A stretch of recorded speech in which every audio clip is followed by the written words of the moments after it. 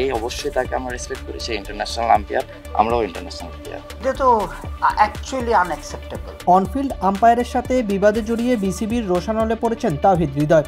এক ম্যাচ নয়, গুনে গুনে 2 ম্যাচের নিষেধাজ্ঞা পেয়েছেন মোহামেডানের অধিনায়ক। ফলে সুপার লিগে পরের 2 ম্যাচ খেলতে পারবেন না তিনি, যেখানে মোহামেডানের 5টি ম্যাচ আছে শিরোপা অর্জনের লক্ষ্য।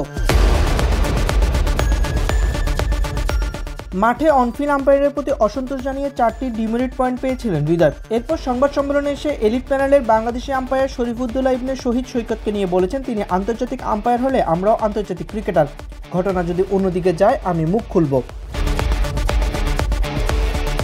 আবাহনীর বিপক্ষে সেই ম্যাচ জিতলেও ম্যাচ শেষে নিয়ম ভাঙার খোরকে পড়েন হৃদয়, যার ধারায় এবার 2 ম্যাচ নিষিদ্ধ হতে হলো তাকে। হৃদয়ের এমন আচরণে ক্ষোভে ফুঁসছেন আম্পায়ার কমিটির প্রধান ইফতেখার মিঠু। এটা তো অ্যাকচুয়ালি আনএক্সেপ্টেবল, কারণ আমরা সবাই জানি এটার সারা ওয়ার্ল্ডে কি হয়, যে আপনি আম্পায়ারের ডিসিশনের উপর কথা বলতে পারবেন না। আপনি আইপিএল দেখেন আর টেস্ট ম্যাচ দেখেন আর ইয়েতে দেখেন, আপনি যদি একটু কিছু শো করেন সেটার আগেনস্টেই আপনার চলে। এটা তো আরও গহিত অপরাধ, যে you are challenging and continuously you have challenged ফিল্ডে, যে এটা তারা চ্যালেঞ্জ করেছে। So it is not acceptable and according to the code of conduct, হ্যাঁ, যে প্লেয়ারদের আমরা যেটা দিই, যেটার যেই কোডের মধ্যে দিয়ে আমরা চলি, সেই কোডে স্পেসিফিক লেখা আছে কোনটার জন্যে কী শাস্তি। এটা লেভেল 2 শাস্তি দিয়েছে, বরং লেভেল 2তে আপনি ফাইন এবং ম্যাচ সাসপেনশন হতে পারে। আমার তো মনে হয় যে আমাদের ম্যাচ রিভিউ নমনীয় ছিল বলে ফাইন অ্যান্ড এটা একদম হাইস্ট লেভেলেরও ব্রিচ করেছে।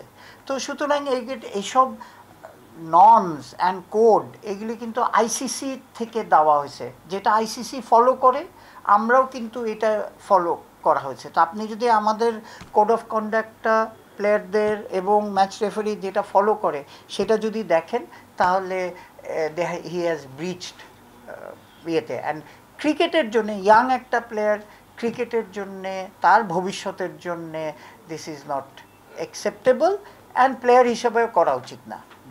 এটাও কোড অফ কন্ডাক্টটা আপনারা দেখেন 7.2 যে পয়েন্টটা আছে ওইখানে কিন্তু ক্লিয়ারলি লেখা আছে। আপনারা এটা অ্যাভেলেবল, আপনারা চাইলেও আমাদের আম্পায়ার্স ডিপার্টমেন্ট থেকে দিয়ে দেওয়া হবে।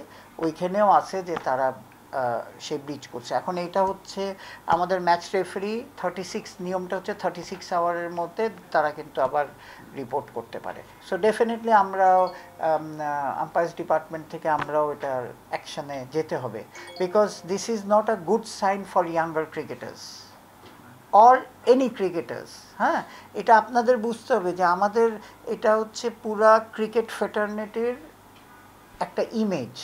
সো আপনি তার উপর আবার এটার সাথে আপনি কালকের ম্যাচ অফিসিয়ালস ছিল বাংলাদেশের সব all number 1 ICC approve match referee ছিল আপনার এলিট প্যানেল, যেটা ওয়ার্ল্ডের 10টা আম্পায়ারের মধ্যে একজন ছিল। হ্যাঁ, আর আমাদের বেস্ট ম্যাচ রেফারি যেটা 2 জনের একজন হচ্ছে Rahul. So who we are challenging, এটাই হচ্ছে আমাদের best resource. So this is very unfortunate.